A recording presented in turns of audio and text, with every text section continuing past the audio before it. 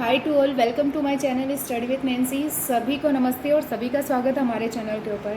जैसा कि आप सभी को पता ही है कि अभी हम जो है वो क्या पढ़ रहे हैं, तो हम आरबीएसई बुक पढ़ रहे हैं, जिसमें कि वो कौन सी पढ़ रहे हैं, तो कक्षा नाइन्थ की जो राजस्थान का अध्ययन आ जाता है वो बुक हम पढ़ रहे हैं। ये हम क्यों पढ़ रहे हैं, तो इससे पढ़ने से हमारा फ़ायदा क्या होगा। तो सभी को मैं ये बताना चाहूँगी कि ये थ्योरी जो है वो ज़्यादा इंटरेस्टिंग नहीं लग रही होगी, आपको पढ़ने में बोरिंग सा फील हो रहा होगा। लेकिन हमें क्या है कि हमारा जिस तरीके से अभी हमारे एग्ज़ाम सेट हो रहे हैं, जिस तरीके से हमारे पेपर बन रहे हैं, तो उसी को ध्यान में रखते हुए जो है वो हमें ये थ्योरी, हम बात कर सकते हैं कि हमें आरबीएसई बुक्स पढ़नी पड़ेंगी। अब बात आती है कि सभी स्टूडेंट्स जो है वो आरबीएसई बुक्स या एनसीईआरटी पढ़ने में जो है वो आलस फील करते हैं, कि ऐसा लगता है बोरिंग सा लगता है, इसलिए वो इसको अच्छे से नहीं पढ़ते हैं। तो इसी वजह से जो है वो हमें ये क्लासेस ले रहे हैं, जिससे कि आप जो है वो अपने जो नोट्स हैं उनमें जो है वो अपडेट करते चलो, और जो पॉइंट में या जो फैक्ट में आपको बता रही हूँ वो आप नोट करते चलो, क्योंकि इनमें जो है वो मोस्ट इंपॉर्टेंट जो फैक्ट जहाँ से क्वेश्चन बनते हैं और अभी तक बनते आ रहे हैं, तो उन्हीं को ध्यान में रखते हुए मैं जो है वो आपको इसमें फैक्ट बताऊँगी, जो कि आप नोट करते जाना, ठीक है।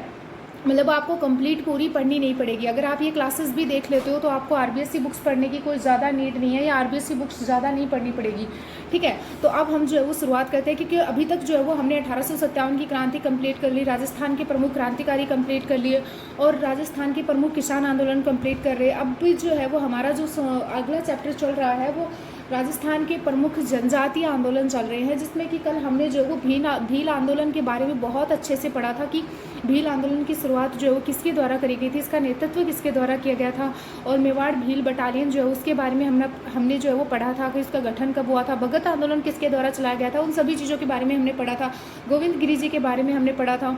इन सभी चीज़ों के बारे में हमने कवर कर लिया था पहले जो सेशन हुआ था उसमें। तो मैं यही बोलना चाहूँगी कि जो भी स्टूडेंट हैं, अगर उनको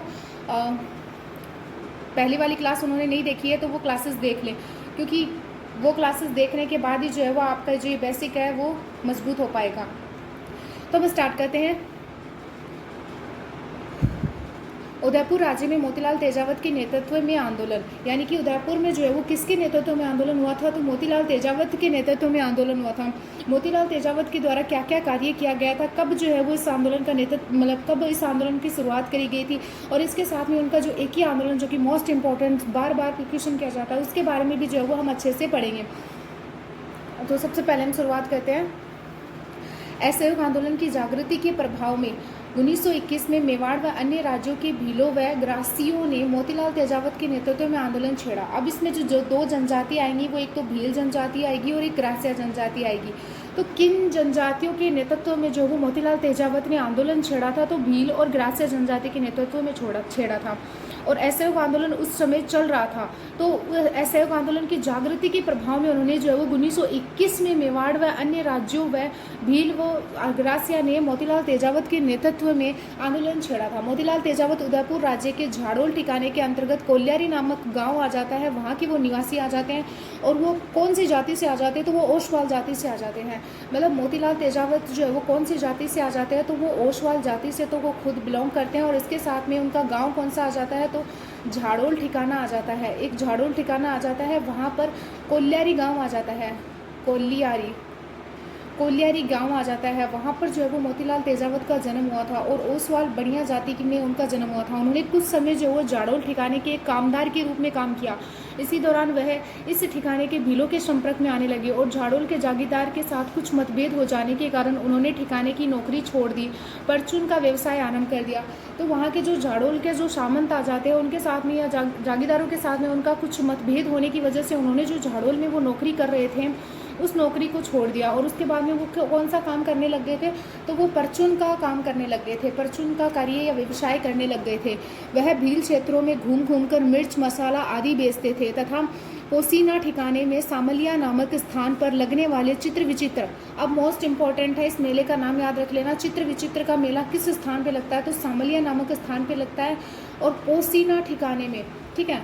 मेले में नियमित रूप से दुकान लगाते थे, अतः अपने व्यापार के माध्यम से वह उदयपुर राज्य के भीलों के अत्यधिक निकट संपर्क में आए। यानी कि जब वो भीलों में जो है वो घूम घूम कर मिर्च और मसाला बेचने लग गए, तब वो भीलों के सीधे जो वो कांटेक्ट में आ गए थे, यानी कि भीलों के बहुत जो है वो निकटतम संपर्क उनके हो गए थे।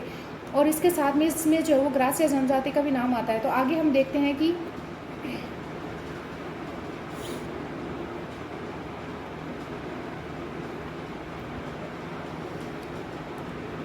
मो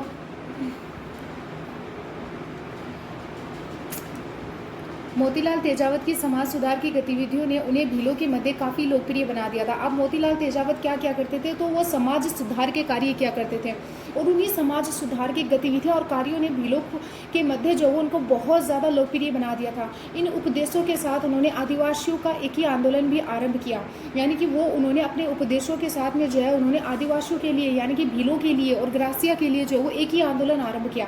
एक ही आंदोलन का उद्देश्य क्या था, आरएस के लिए मोस्ट इंपॉर्टेंट है ध्यान रख लेना कि एक ही आंदोलन का उद्देश्य क्या था कि वो राज्य व जागीरदारों द्वारा किए जाने वाले भीलों पर सभी प्रकार की शोषण के विरुद्ध संयुक्त रूप से विरोध करना था। यानी कि जो राज्य के जो जागीरदार आ जाते हैं या सामंत आ जाते हैं उनके द्वारा जो भीलों पर शोषण किया जा रहा था, उस शोषण का संयुक्त रूप से विरोध जो वो मोतीलाल तेजावत करना चाह रहे थे। वो किस तरीके से करना चाह रहे थे, तो वो एक ही आंदोलन के माध्यम से करना चाह रहे थे। मोतीलाल तेजावत की गतिविधियां तो जाडोल जागीर तक ही सीमित थी, किंतु उनका प्रभाव अन्य भील क्षेत्रों में भी तीव्र गति से फैल रहा था।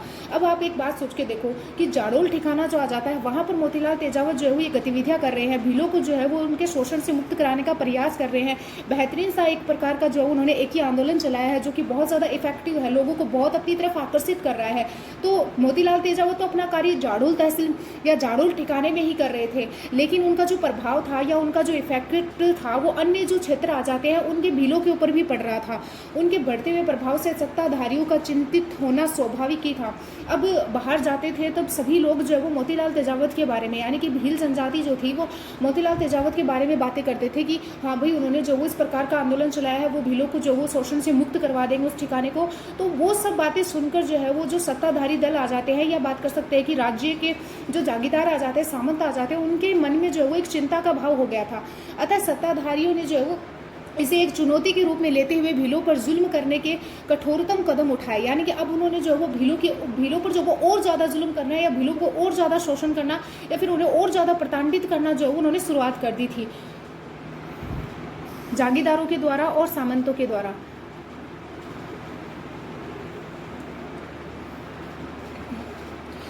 इसी दौरान तेजावत विजय सिंह पथिक व अन्य नेताओं से मिले। और फिर क्या होता है कि इसी दौरान क्या होता है कि तेजावत जो थे वो तेजावत विजय सिंह पथिक और इसके साथ में किससे मिले, अन्य नेताओं से मिले। इसी दौरान तेजावत विजय सिंह पथिक जो कि उस टाइम जो था वो जब ये भील आंदोलन के लिए यानी कि हम बात कर सकते हैं कि भीलों के लिए जो है वो मोतीलाल तेजावत के द्वारा जो एक ही आंदोलन चलाया गया था, उसी समय जो है वो बिजोलिया आंदोलन जो था वो चल रहा था और बिजोलिया आंदोलन अपनी चरम सीमा पर था और बिजोलिया आंदोलन जो था वो एक सक्सेस की लाइन पर जा रहा था। तो उसी बिजोलिया आंदोलन से संबंधित या उनका नेतृत्व करने वाले विजय सिंह पथिक के साथ में जो मोतीलाल तेजावत आते हैं वो मिलते हैं और उनके साथ में विचार विमर्श करते हैं और भीलों की समस्या के समाधान हेतु कार्यक्रम तैयार किया। वह असहयोग आंदोलन से बहुत प्रभावित थे। अब जो मोतीलाल तेजावत जो थे वो असहयोग आंदोलन यानी कि उसी टाइम में असहयोग आंदोलन भी चल रहा था, तो असहयोग आंदोलन से बहुत अधिक प्रभावित थे। वह भीलों का ऐसा ही आंदोलन छेड़ना चाहते थे। इस समय तक बिजोलिया किसान आंदोलन अपनी चरम सीमा पर था, जिसने तेजावत को मतलब मोतीलाल तेजावत को जो वो उत्साहित कर रहे थे, ये जो आंदोलन चल रहे थे और इनकी ये जो सक्सेस की लाइन पे थे, तो वो मोतीलाल तेजावत को जो वो मोटिवेट कर रहे थे, उनको और उत्साहित कर रहे थे आंदोलन करने का, ऐसे इस प्रकार का कोई आंदोलन छेड़ने का। जब उसे बिजोलिया के नेताओं से समर्थन का आश्वासन मिल गया, तब मतलब कि बिजोलिया के नेताओं ने उनको समर्थन दे दिया, तो उसने अपने कार्यक्रम को अंतिम रूप प्रदान किया।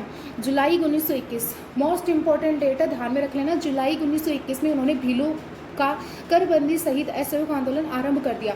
अब उन्होंने सबसे पहले जो है वो आरंभ कब किया था आंदोलन का, तो जुलाई 1921 में जो है वो भीलों का करबंदी सहित असहयोग आरंभ कर दिया, असहयोग आंदोलन आरंभ कर दिया। ठीक है, तो ये आरएस के लिए इंपॉर्टेंट है, तो वो भी इसको नोट कर सकते हो। झाड़ोल का शासकीय सामंत इस स्थिति से चिंतित हो गया था। अब बात तो सीधी सी है कि झाड़ोल का सामंत अब तो चिंतित होगा ही ना, एवं स्थिति को नियंत्रण में लाने के ध्येय से उसने 19 अगस्त 1921 को मोतीलाल तेजावत को गिरफ्तार कर लिया। अब मोतीलाल तेजावत को गिरफ्तार कब किया गया था, तो 19 अगस्त 19 अगस्त 1921 को मोतीलाल तेजावत को गिरफ्तार कर लिया गया। तेजावत की गिरफ्तारी ने भीलों को और अधिक उत्तेजित कर दिया। अब जब उनके नेतृत्वकर्ता यानी कि नेतृत्व करने वाले व्यक्ति को ही अगर गिरफ्तार कर लोगे, उनके कर्ता धर्ता, या हम बात कर सकते हैं कि उनके लिए जो लड़ रहे हैं, उनके लिए जो आंदोलन चला रहे हैं, उनके लिए जो संघर्ष कर रहे हैं, अगर उस व्यक्ति को गिरफ्तार कर लोगे तो भीलों में तो जो है वो उत्तेजना तो बढ़ेगी ना, कि हमारे नेता को कैसे गिरफ्तार कर लिया, या हमारे नेता को जो वो कैसे गिरफ्तार कर लिया इन लोगों ने। तो वो जो उस सिचुएशन को देखते हुए जो है वो भील को अधिक उत्तेजित कर दिया था, यानी कि भीलों को और अधिक उत्तेजित कर दिया था। अपने नेता को मुक्त कराने के लिए हजारों भील एकत्रित हो गए। अब सीधी बात है कि वो अब अपने नेता को तो मुक्त करवाएंगे ही, तो इसके लिए जो है वो हजारों भील जो थे वो एकत्रित हो गए।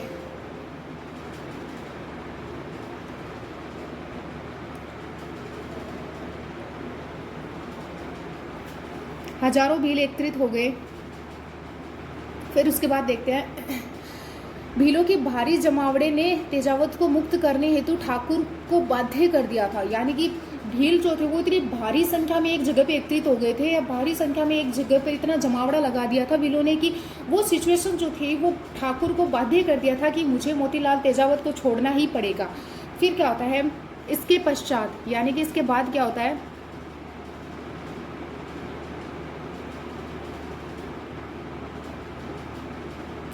इसके पश्चात तेजावत ने अपना आंदोलन और भी तीव्र कर दिया। जब पूरे भील समाज का, या हम बात कर सकते हैं कि पूरी भील जनजाति का जब मोतीलाल तेजावत को सपोर्ट मिल गया था, तो मोतीलाल तेजावत जो थे वो और भी ज़्यादा कॉन्फिडेंट हो गए थे, या हम बात कर सकते हैं कि बहुत ज़्यादा उत्साहित और मोटिवेट हो गए थे कि मुझे अपना जो आंदोलन है वो और तीव्र कर देना चाहिए, जिससे कि भीलों के जो शोषण किया जा रहा है उससे भीलों को मुक्ति मिल सके। फिर बात करते हैं हम दिसंबर 1921 तक उदयपुर राज्य में किसान एवं आदिवासी आंदोलन के कारण एक विस्फोटक स्थिति उत्पन्न हो गई थी। दिसंबर 1921 में क्या हुआ कि उदयपुर राज्य में किसान और आदिवासी आंदोलन दोनों चल रहे थे, क्योंकि उधर बिजोलिया किसान आंदोलन चल रहा था, इधर जो है वो भीलों के लिए एक ही आंदोलन चल रहा था। तो ये इस वजह से जो है उदयपुर में विस्फोटक स्थिति उत्पन्न हो गई। भील आंदोलन के बढ़ते हुए प्रभाव को देखते हुए ब्रिटिश अधिकारियों ने 1 जनवरी 1922 को भीलों को कुछ छूट देने का निर्णय किया। अब जो भीलों की बढ़ती हुई जो इस प्रभाव को देखते हुए जो वो ब्रिटेन्स ने क्या सोचा कि हमें जो है वो इनको कुछ ना कुछ छूट तो जरूर देनी पड़ेगी। तो 1 जनवरी 1922 ईस्वी को कब उन्होंने छूट देने के लिए बात कही, तो 1 जनवरी 1922 ईस्वी को भीलों को कुछ छूट देने का निर्णय लिया। तदनुसार जागीरदारों को सलाह दी गई थी। आंदोलन के परिणाम स्वरूप राज्य का यह निर्णय समर्पण का सूचक था। यानी कि जागीरदारों को ब्रिटेन सरकार के द्वारा या ब्रिटेन सत्ता के द्वारा ये कहा गया कि आप जो है वो भीलों को कुछ छूट दे दो। इस वजह से जो है वो भील आंदोलन जो है वो कम होगा, या फिर हम बात कर सकते हैं कि भील आंदोलन जो है वो बंद हो सकता है अगर आप भीलों को थोड़ी बहुत छूट दे दो तो। फिर आंदोलन के परिणाम स्वरूप राज्य का ये निर्णय समर्पण का सूचक था, जिसने भीलों की इच्छा शक्ति को और अधिक बढ़ा दिया था। अब भीलों को लगा कि अगर राज्य इस बात के लिए मान गया है तो राज्य आगे भी जो है वो हमारी बात मानेगा। तो उन्होंने क्या किया, उन्होंने जो है वो जनवरी 1922 में मोतीलाल तेजावत ने सिरोही राज्य में प्रवेश किया। अब आपसे पूछ लेंगे कि मोतीलाल तेजावत जो थे वो और कहाँ पर गए थे, तो सिरोही में भी गए थे। मैंने ग्रास्य जनजाति का नाम लिया था। ग्रास्य सबसे ज़्यादा कहाँ पे मिल जाते हैं आपको, सिरोही में मिल जाते हैं।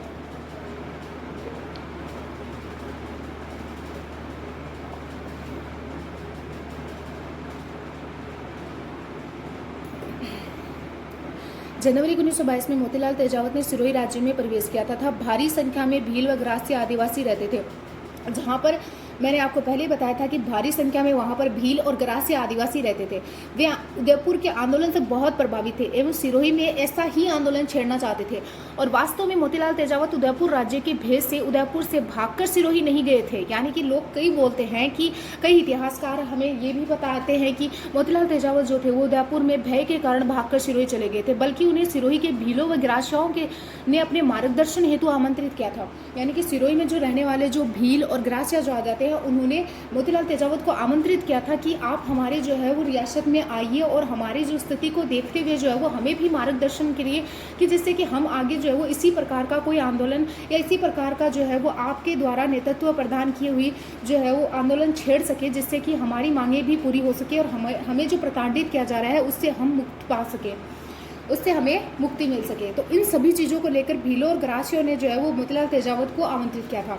इस समय तक उन्हें यह भी पूरा भरोसा हो गया था कि उदयपुर में उनके अनुयायी उनकी अनुपस्थिति में आंदोलन चलाने में सक्षम थे। और फिर मोतीलाल तेजावत को ये बात भी कन्फर्म हो गई थी कि अगर वो उदयपुर में नहीं रहेंगे तो उनके जो अनुयायी आ जाते हैं वो उनका आंदोलन जो है वो अच्छे से चला सकते हैं। ठीक है। सिरोही राज्य मोतीलाल तेजावत के नेतृत्व में आदिवासी आंदोलन का दूसरा महत्वपूर्ण केंद्र बन गया था। पहला तो कौन सा था? जाडोल था। फिर दूसरा कौन सा बना? सिरोही बना। झाड़ोल कहाँ पे आ जाता है? उदयपुर में आ जाता है। सिरोही राज्य में भी आदिवासियों की जीवन दशाएं मेवाड़ राज्य के भीलों के समान ही थी, यानी कि जैसा भीलों के साथ में उदयपुर या झाड़ोल तहसील में झाड़ोल रियासत में हो रहा था, उसी प्रकार का जो है वो सिरोही में भी आदिवासियों के साथ में उसी प्रकार की घटना जो है वो हो रही थी। सन 1922 ईस्वी में तेजावत ने सिरोही राज्य के आदिवासियों में प्रवेश किया, यानी कि सन 1922 में तेजावत जो थे उन्होंने सिरोही राज्य के आदिवासियों में प्रवेश किया। यहाँ भी उन्होंने उदयपुर के भीलों की पद्धति पर ग्रासीय आदिवासियों में समाज सुधार के कार्य आरंभ किया, यानी कि सबसे पहले जो है वो जैसे उन्होंने भीलों में जो है वो समाज सुधार के कार्य आरंभ किए थे, उसी प्रकार जो है वो समाज सुधार के कार्य जो थे, समाज सुधार के कार्य किसमें किए? तो गरासिया, या हम बोल सकते हैं गिरासिया में जो उन्होंने किए थे।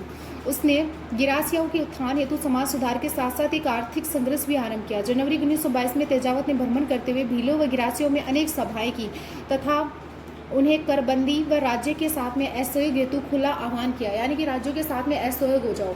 असहयोग का मतलब क्या होता है कि किसी प्रकार से राज्य का सहयोग मत करो, यानी कि कोई जॉब कर रहा है तो वो जॉब छोड़ दो, जो ब्रिटिश कपड़े हैं वो छोड़ दो। असहयोग आंदोलन का मतलब क्या था?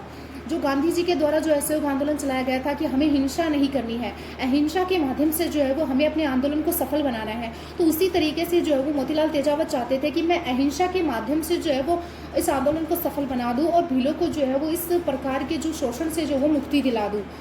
तो इसी प्रकार का असहयोग आंदोलन मोतीलाल तेजावत जो है वो चाहते थे। 11 फरवरी 1922 को कांग्रेस ने असहयोग आंदोलन वापस ले लिया था तथा अधिकारियों ने संपूर्ण भारत में किसान व आदिवासी आंदोलन की सख्तीपूर्वक कुचलने की नीति अपनाई या बनाई। अब ब्रिटिश जो थे वो कुछ ना कुछ तो ऐसा करते जिससे कि वो किसान और आदिवासी जो आंदोलन चला रखा था उन्होंने उनको सख्तीपूर्वक कुचलने की जो वो नीति उनके द्वारा बनाई गई थी। नेक्स्ट देखते हैं।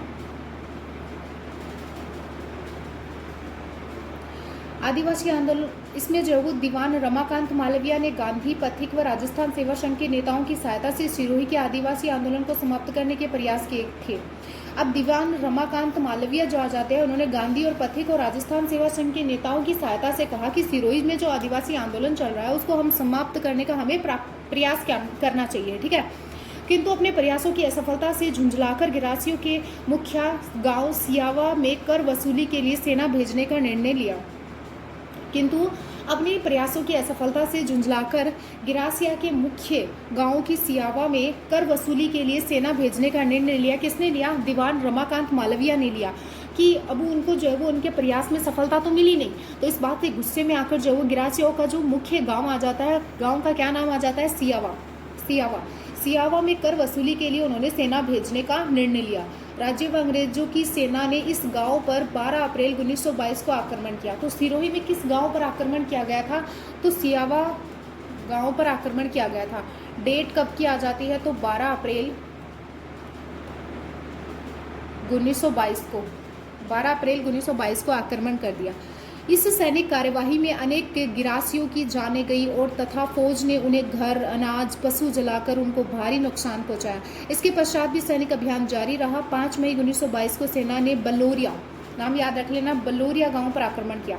मतलब सियावा गांव के ऊपर आक्रमण करने के बाद में उन्होंने बलोरिया गांव पर आक्रमण किया। वो कब किया? तो 5 मई 1922 को किया तथा इस गांव का बहुत बड़ा भाग जो है वो उनके द्वारा जला दिया गया।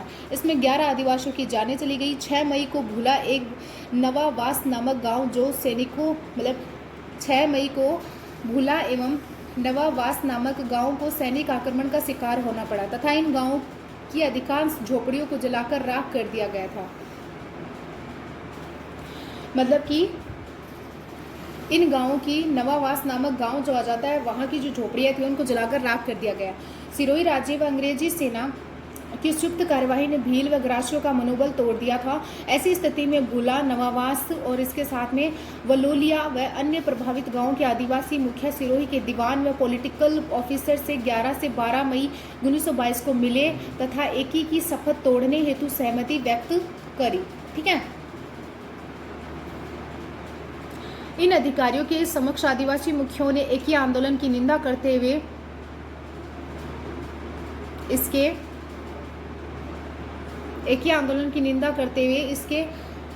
इससे अपने आप को अलग घोषित किया। इस प्रकार सिरोही के आदिवासी आंदोलन को सत्ता पक्ष द्वारा कुचल दिया गया। अधिकारियों की मान्यता थी कि आदिवासियों ने एकी आंदोलन को किसी राजनीति के तहत जो वो स्थगित कर दिया, बट ऐसी बात नहीं थी एवं इस आंदोलन के पुनर्जीवित होने की पूर्ण संभावना है। अतः दीवान व अधिकारियों ने सिरोही के शासक को सुझाव दिया कि आदिवासियों को कुछ छूट व सहूलियत देकर ही पूर्णतः शांति स्थापित की जा सकती है। मोतीलाल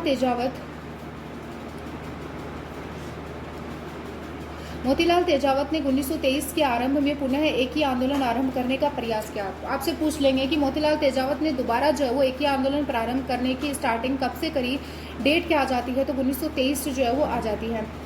पुनः एक ही आंदोलन आरंभ करने का प्रयास किया किंतु उन्हें सफलता नहीं मिली। फिर भी जो है वो सिरोही राज्य में भाखर, सांतपुर, पिंडवाड़ा, तीनों के नाम आपको याद रखने हैं। भाखर,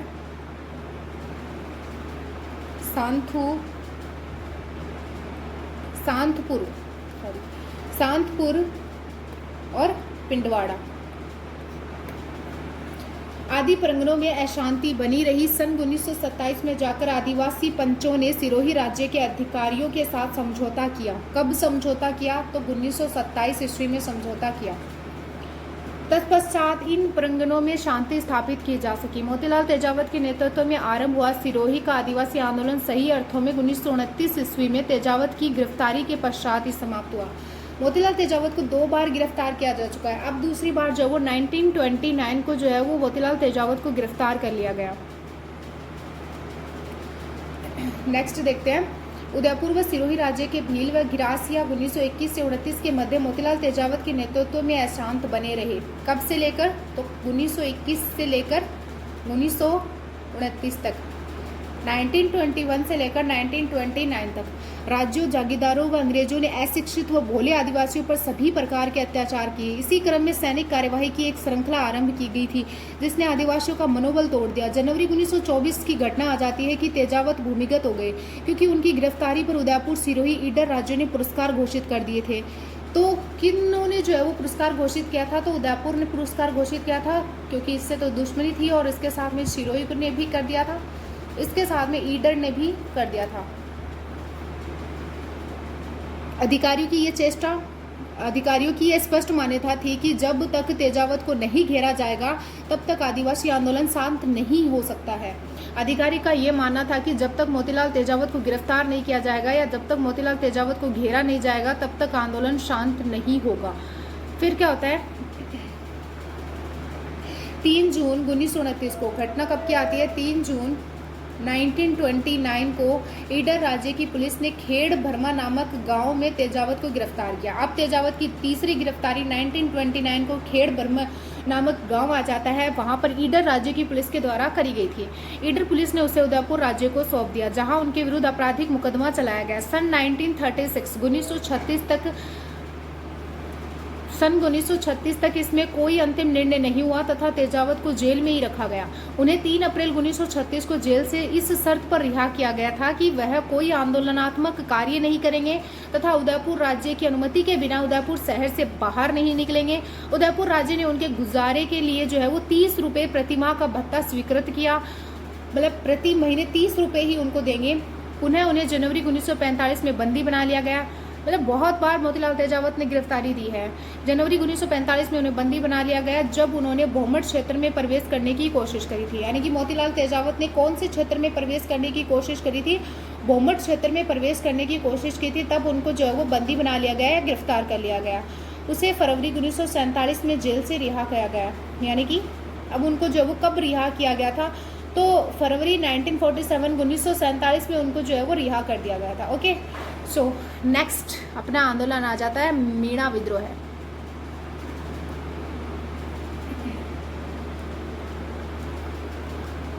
पानी पी लेते हैं।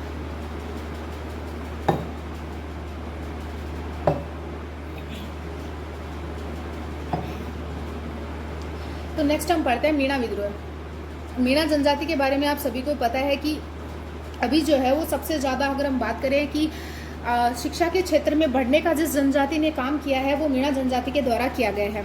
मीणा विद्रोह जो आ जाता है वो 1851 से लेकर 1860 ईस्वी तक। मीणा विद्रोह 1851 से 1860 ईस्वी तक नई भूमि व राजस्व व्यवस्था के प्रति अपना रोष प्रकट करने के लिए 1851 ईस्वी में उदयपुर राज्य के जहाजपुर प्रांगणे के मीणाओं ने अंग्रेजों के विरुद्ध विद्रोह कर दिया था। अब कौन से परंगणे या प्रांगणे के जो है वो मीणाओं ने जो वो विद्रोह कर दिया था, तो वो जहाजपुर परंगणे के मीणाओं ने जो वो अंग्रेजों के विरुद्ध विद्रोह कर दिया था। किस कारण किया था, तो यार इसके लिए इंपॉर्टेंट है, नई भूमि व राजस्व व्यवस्था के प्रति उनका रोष प्रकट करने के लिए। कब किया था, तो 1851 ईस्वी में किया था। तो नई भूमि व राजस्व व्यवस्था के प्रति अपना रोष प्रकट करने के लिए 1851 ईस्वी में उदयपुर राज्य के जहाजपुर परंगणे की मीणाओं ने अंग्रेजों के विरुद्ध विद्रोह कर दिया था। इस क्षेत्र की मीणा जाति में पर्याप्त रूप से किसी भी राजनीतिक सत्ता से मुक्त थी। यानी कि ये जो इस क्षेत्र की जो मीणा जनजाति थी वो पर्याप्त रूप में किसी भी राजनीतिक सत्ता से मुक्त थी। केवल महाराणा मेवाड़ की प्रतीकात्मक सत्ता स्वीकार करते थे। वो ओनली महाराणा मेवाड़ की जो प्रतीकात्मक सत्ता थी उसको ही स्वीकार करते थे। कर्नल टोड ने इसका जीवंत विवरण प्रस्तुत किया है जो उपयुक्त तथ्यों को सिद्ध करता है। ये अंग्रेज ही थे जो इस क्षेत्र पर उदयपुर राज्य का कठोर नियंत्रण स्थापित कर सके। ब्रिटेन शासित अजमेर प्रांत के समीप स्थित इस मीणा क्षेत्र पर राज्य की सत्ता स्थापित हो सकती थी। वास्तव में अंग्रेज आदिवासी समुदाय के प्रति पूर्वाग्रह से ग्रसित थे। जो अंग्रेज जो थे वो आदिवासी समुदाय के प्रति पूर्वाग्रह से ग्रसित थे, इसीलिए अंग्रेज ने इन लोगों के साथ में बड़ी कठोरता का व्यवहार करते थे। मतलब वो जो थे वो आदिवासियों के बारे में जो उनका पूर्व धारणा बनी हुई थी वो पूर्वाग्रह से ग्रसित थी। इसी वजह से जो है वो अंग्रेज इन आदिवासी लोगों के साथ में जो वो बड़ी कठोरता से उनके साथ में व्यवहार जो है वो करते थे। 1820-21 में अंग्रेजों द्वारा मेरों के दमन से मीणा समुदाय के लोग भली भांति परिचित थे। अतः जहाजपुर क्षेत्र के मीणा समुदाय तथा अंग्रेज अधिकारियों के मध्य विरोध अस्तित्व में आया। ये जो मेर विद्रोह जो था वो मैंने आपको पहले पढ़ा दिया था, तो जिसने अगर क्लास नहीं ली है तो वो ले सकता है। उसमें मैंने बहुत अच्छे से समझाया मेर विद्रोह के बारे में। मीणा व भीलों के विद्रोह केवल अंग्रेजों के विरुद्ध ही नहीं थे बल्कि वे संबंधित रियासत के विरुद्ध भी थे। यानी कि मीणा और भीलों का जो विद्रोह था वो केवल सिर्फ और सिर्फ अंग्रेजी सत्ता या अंग्रेजी शासन के विरुद्ध ही नहीं था, बल्कि उनका विद्रोह जो था वो रियासती जो सामंत आ जाते हैं या रियासती शासक भी आ जाते हैं उनके साथ में भी था, जिनके माध्यम से अंग्रेज अपनी नीतियों को क्रियान्वित करवा रहे थे। यानी कि शासकों रियासतों के माध्यम से ही तो अंग्रेज अपनी नीतियों को क्रियान्वित करवा रहे थे। वो शासक या रियासत के सामंतों को बोलते थे, वैसे वैसे वो सामंत और शासक जो थे वो करते थे। अब हम बात करते हैं कि महाराणा मेवाड़ ने 1851 ईस्वी में जहाजपुर परंगणे में नया हाकिम नियुक्त किया। किसने नियुक्त किया? महाराणा आ जाते हैं मेवाड़ के, उन्होंने 1851 में जहाजपुर परंगणे में एक नया हाकिम नियुक्त किया। नवनियुक्त हाकिम मेहता रघुनाथ सिंह, नाम याद रख लेना, मोस्ट इंपॉर्टेंट है, पूछ सकते हैं आपसे। मेहता रघुनाथ सिंह परंगणे से धन कमाने में व्यस्त था। मेहता रघुनाथ सिंह परंगणे में धन कमाने में व्यस्त था। उसने अपना ध्यान मुख्य तौर पर परंगणे की आय में वृद्धि तथा खर्च में कमी पर केंद्रित किया। प्रशासनिक सुधार के नाम पर जनता से धन वसूली की प्रतिक्रिया के फलस्वरूप बहुसंख्यक मीणा समुदाय ने विप्लव का रास्ता अपनाया। विद्रोही मीणाओं ने न केवल राजस्व अधिकारियों व सूदखोरों को लूटा बल्कि समीप स्थित अजमेर मेरवाड़ा के अंग्रेजों के प्रांत पर भी धावे मारे। अंग्रेज अधिकारियों की शिकायतों के आधार पर महाराणा ने हाकिम का स्थानांतरण कर मेहता अजीत सिंह को विद्रोही मीणाओं के दमन के कठिन कार्यों को पूरा करने के उद्देश्य से हाकिम नियुक्त किया। अब मुझे ये बताओ कि जब नवनियुक्त जो हाकिम रघुनाथ सिंह आ जाते हैं वो सिर्फ और सिर्फ धन कमाने में व्यस्त थे। वो ये सोच रहे थे कि मुझे जो वो अपनी आय में वृद्धि कैसे करनी है और अपने खर्चों को कैसे अपने खर्चों के ऊपर ही उनका पूरा ध्यान था, अपने खर्चों के ऊपर ही जो है वो उनका पूरा फोकस था। तो वो सिर्फ और सिर्फ जो है वो जनता से धन वसूली का ही काम किया करते थे। तो इस बात से मीणा समुदाय तो जो है वो विप्लव का रास्ता अपनाएगा ही, क्योंकि अब जब वो उसके घर वाले यानी कि जो ये जनजाति है इनके जो घर में लोग रहते हैं अगर वो भूखे रहेंगे या फिर उनको खाना नहीं मिलेगा तो वो कुछ ना कुछ तो रास्ता अपनाएंगे ही उस चीज़ का कि जिससे कि उनको खाना मिल सके। क्योंकि ये जो हाकिम आ जाता है उसने जो है वो अपने धन कमाने के ऊपर ही उनका ध्यान था, जिस वजह से वो जो है वो मीणा जनजाति या फिर हम बात कर सकते हैं कि उनके साथ में बहुत ज़्यादा जो है वो उनका शोषण किया करते थे, उनको प्रताड़ित किया करते थे, जिस वजह से मीणाओं को जो है वो ये रास्ता अपनाना पड़ा। फिर जो है वो अंग्रेज अधिकारी या अंग्रेज ऑफिसर जो आ जाते हैं, उन्होंने वहाँ से मेहता रघुनाथ सिंह को जो है वो हटाकर मेहता अजीत सिंह को जो है वो वहाँ पे हाकिम नियुक्त किया था। फिर नेक्स्ट बात करते हैं हम, वह उदयपुर से एक सेना लेकर रवाना हुआ। इसके साथ शाहपुरा, बनेड़ा, बिजोलिया, भैंसरोड, जहाजपुर, मांडलगढ़ के जागीरदारों की सेनाएं सम्मिलित थी। यानी कि वहाँ से वो उदयपुर से सेना लेकर निकला, लेकिन बीच रास्ते में उसमें जो वो शाहपुरा, बनेड़ा, बिजोलिया, भैंसरोड और जहाजपुर और मांडलगढ़ के जागीरदारों की सेनाएं भी उसमें मिली। इनके अतिरिक्त भीम पलटन व एकलिंग पलटन, इन पलटन का नाम याद रख लेना कि भील पलटन और एकलिंग पलटन के सिपाही 2 तोपों सहित इस सेना के साथ जोड़े गए। Agent to governor general in Rajputana के कहने पर जयपुर, टोंक, बूंदी राज्यों ने अपने राज्यों की सीमाओं पर चौकसी पक्की कर दी, जिससे जहाजपुर के मीणाओं को अन्य राज्यों के मीणाओं द्वारा सहायता व समर्थन की संभावना को समाप्त कर दिया गया।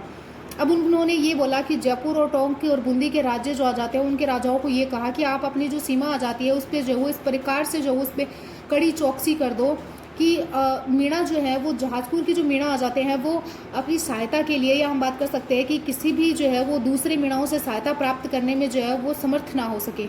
उदयपुर की सेनाओं ने छोटी लुहारी व बड़ी लुहारी, नाम याद रख लेना, छोटी लुहारी व बड़ी लुहारी नामक गांवों पर आक्रमण किया, जो मीणा विद्रोह के मुखियाओं के गांव थे। मीणा विद्रोहियों के मुखियाओं के गांव कौन से थे? छोटी लुहारी और बड़ी लुहारी। सेनाओं ने दोनों ही गांवों को नष्ट कर दिए तथा मीणा सहपरिवार मनोहरगढ़ व देवखेड़ा की पहाड़ियों की ओर भागे। फिर मीणा जो थे वो सहपरिवार कहाँ की या किस तरफ भागे थे? तो मनोहरगढ़ व देवखेड़ा की पहाड़ियों की ओर भागे। वहां उन्होंने रक्षात्मक स्थिति प्राप्त कर ली थी। इसी बीच जयपुर, बूंदी, टोंक राज्य में तमाम प्रतिबंधों के उपरांत भी लगभग 5000 मीणा लोग जहाजपुर के मीणाओं की सहायता पहुंच गए थे। मतलब इतनी पाबंदी लगाने के बाद में भी, इतना जो है वो स्ट्रिक्ट रहने के बाद में भी जो है वो 5000 मीणा जो थे वो जहाजपुर के मीणाओं की सहायता करने के लिए पहुंच गए। उदयपुर की सेना ने भरसक प्रयत्न किए, किंतु सघन झाड़ियों व पहाड़ी प्रदेश होने के कारण सैनिक कार्यवाही में अनेक रुकावटें उत्पन्न हो रही थी कि वो जहाँ पे जिस एरिया में वो मीणा रुके हुए थे वो सघन झाड़ी क्षेत्र था, पहाड़ी क्षेत्र था, इसलिए इस सेना को कोई सफलता ही नहीं मिली। राज्य सेना के लगभग 57 सिपाही इस अभियान में मारे गए। दिसंबर 1854 ईस्वी में agent to governor general in Rajputana, Mewar का पॉलिटिकल एजेंट व हाड़ौती का पॉलिटिकल एजेंट संयुक्त रूप से सेना सहित जहाजपुर पहुंचे तथा जहाजपुर व इटोदा, नाम याद रख लेना, जहाजपुर व इटोदा में 1 महीने तक रुके रहे। जनवरी 1855 के अंत तक मीणा विद्रोही इस सेना के समक्ष आत्मसमर्पण के लिए बाध्य हो गए थे, क्योंकि अब जंगलों में रहते रहते जो उनको खाने के साधन भी नहीं मिल रहे थे और वो जो है वो बहुत ज़्यादा परेशानियों का सामना कर रहे थे। इस वजह से जनवरी 1855 के अंत तक मीणा विद्रोही सेना के समक्ष आत्मसमर्पण के लिए बाध्य हो गए।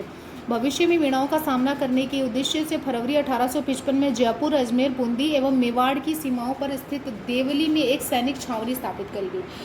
फिर अंग्रेज अधिकारियों ने सोचा कि भविष्य में हमें ये जो मीणाओं का विद्रोह है इसका सामना ना करना पड़े, तो इसके लिए जो है वो फरवरी 1855 में जयपुर, अजमेर और बूंदी, मेवाड़ की जो सीमा आ जाती है वहाँ पे जो देवली नामक स्थान आ जाता है, वहाँ पे एक सैनिक छावनी स्थापित करी गई और वहाँ से मीणाओं पर नियमित निगरानी रखी जाती थी। छावनी के आसपास जो है वो पुलिस थाने भी स्थापित कर दिए गए और मीणाओं का विद्रोह जो था वो दबा दिया गया। फिर नेक्स्ट 1855 ईस्वी में देवली छावनियों की नवगठित अनियमित सेना का मुख्यालय बनाया गया था। 1855 ईस्वी में क्या हुआ कि देवली छावनी को नवगठित अनियमित सेना का मुख्यालय बनाया गया था, जो 1857 से 1860 के दौरान 42वीं देवली रेजिमेंट अथवा मीणा बटालियन के नाम से जानी जाती थी या जानी जाती रही। 1921 में 42वीं देवली रेजिडेंट व 43वीं एरिनपुरा रेजिडेंट को समाप्त कर दिया। उनके स्थान पर मीणा कोर कब समाप्त किया? तो 1921 को क्या हुआ कि 42वीं और 43वीं जो रेजिमेंट थी उसको समाप्त कर दिया गया। 42वीं देवली रेजिमेंट और 43वीं एरिनपुरा रेजिमेंट को समाप्त कर दिया गया। उनके स्थान पे मीणा कोर की स्थापना कर दी गई और इन दोनों के स्थान पे किसकी स्थापना कर दी गई थी? तो मीणा कोर की स्थापना कर दी गई। देवली ने इस सेना का गठन राजस्थान में आदिवासियों के प्रति अंग्रेजी नीति का विस्तार कहा जा सकता है और देवली में इस सेना का गठन जो है वो राजस्थान में आदिवासियों के प्रति अंग्रेजी नीति का विस्तार कहा जा सकता है। वास्तव में इस तरह की दमनात्मक उपायों का विस्तार आदिवासी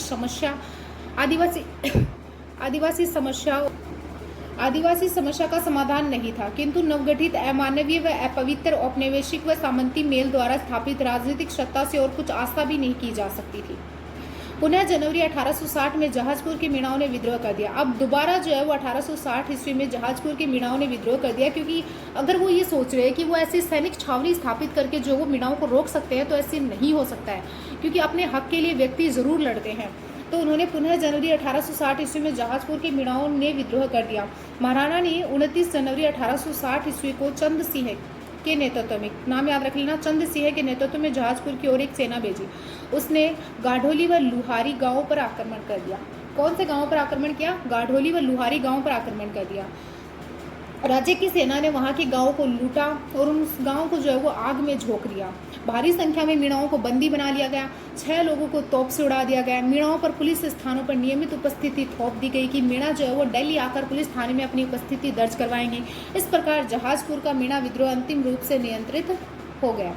ठीक है, तो ये हमने मीणा विद्रोह, मेर विद्रोह है के बारे में हमने आपको बेसिक सी जानकारी हम बात कर सकते हैं कि बहुत अच्छे से हमने पढ़ा दिया है कि एनसीईआरटी मतलब आरबीएससी बुक में क्या दिया हुआ है, क्योंकि जब हम आपको क्लियर तरीके से बाद में आगे पढ़ाएंगे तब हम आपको पूरा बताएंगे कि कौन सी क्या चीज़ है। अभी तो हम आरबीएससी बुक पढ़ा रहे हैं, तो आरबीएससी बुक में क्या क्या फैक्ट दिए हुए हैं तो उसके ऊपर ही हम चर्चा कर रहे हैं। जब हम आपको पढ़ाएंगे कॉन्सेप्ट वाइज, तब हम आपको जो है वो पूरा क्लियर कर देंगे। ठीक है, तो अगर वीडियो अच्छा लगा हो तो लाइक, शेयर और सब्सक्राइब जरूर करें एंड टेलीग्राम चैनल ज़रूर ज्वाइन करें, क्योंकि जितने भी नोट्स आ जाते हैं और जितने भी डेली टारगेट्स आ जाते हैं, जितने भी पीडीएफ आ जाती है, जितने भी नोटिफिकेशन आ जाते हैं, वो सभी जो है वो हम कहाँ पे आपको डालते हैं, तो वो टेलीग्राम के ऊपर भेजते हैं। तो आप टेलीग्राम चैनल जरूर ज्वाइन कर लेना। अगर वीडियो अच्छा लगा हो तो लाइक, शेयर और सब्सक्राइब जरूर करें एंड टेलीग्राम चैनल जरूर ज्वाइन करें। Thank you and bye.